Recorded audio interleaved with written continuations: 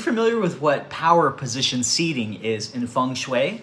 Well, this is a concept that's been around for a very long time. I think it's part of human nature and it's kind of been built into us ever since we had to protect ourselves from all kinds of different predators or other rivaling tribes or whatever. It's very much in the DNA psyche of humans.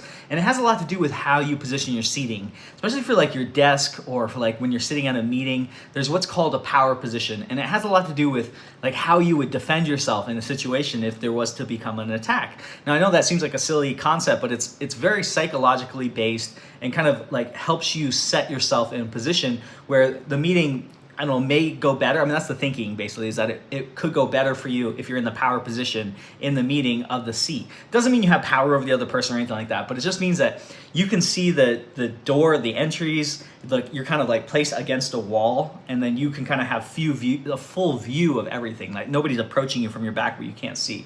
So that's kind of what the idea of a power position seating is. Especially in feng shui, they tell you should set your desk so that you're facing the doorway of your office so you can see it directly, so that when someone's entering your office, they're coming right to the front of your desk, not like to the side of you, or definitely not behind you.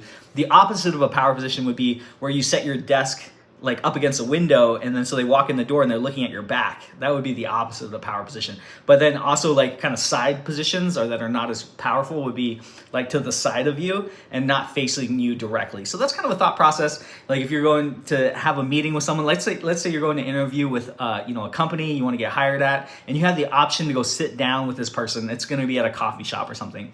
If you have a chance to sit down and select the seat, you select the seat that's up against the wall that can kind of give you the full view. That would be choosing the power position. And it gives supposedly a slight little edge over the other person when you're negotiating or trying to be hired or trying to get the business. If you're in business and you're meeting with a customer.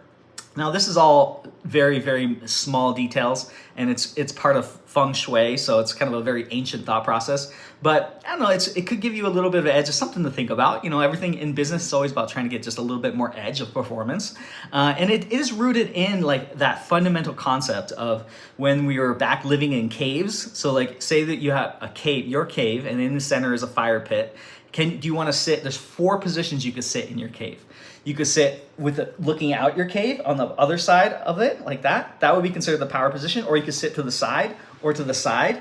Or you could sit with your back facing the entrance that way, facing in. That would be the least, that would expose you to the most risk and danger if someone was to come into your cave and attack you. So that's kind of the thought process of power positions. There's usually 4 different spots that you can sit or set your desk or set your chair or in any type of meeting or also like your bed where you place your bed in your bedroom. You place your bed so that like someone could just come in at you and you have a chance to see them. You want to place it at the very far end of the bedroom facing towards the doorway. That would be considered the power position. So those are kind of some concepts in feng shui. I know that feng shui can be kind of an odd ancient philosophy, but a lot of people will hire feng shui consultants to come in and do that for their office. And there's a lot of different things that has to do with like where water's at, fire's at. They break it way down. It's way over my head as far as feng shui, but I just know a few little things, and I think that's an interesting one is power positions and seating. And have you ever thought about? Do you ever think about that? Is that kind of in your mind when you go to pick a seat,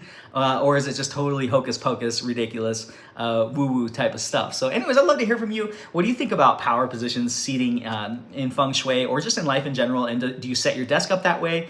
Is your bed set up that way? Do you pick those positions in meetings? Because I would love to hear from you on those. I think it's kind of a cool concept, and I definitely believe there's some belief in it, some truth in it, because you got to always be ready to protect yourself. And in this day, in this environment, I know this is kind of a weird way to end this video, but basically, in this day, in this environment, there's mass shootings happen and they do occur. So, it's not just about trying to position yourself in that meeting. It's about how can I protect myself if something crazy goes down and I need to duck for cover. I need to be aware of my surroundings. So there is actually some more actual thought process that goes behind it than just the position of the meeting. So anyways, this is Joe here with SkyPoint Studios. Hopefully this is a fascinating topic to discuss, and I will catch you on my next video. Thank you so much for watching.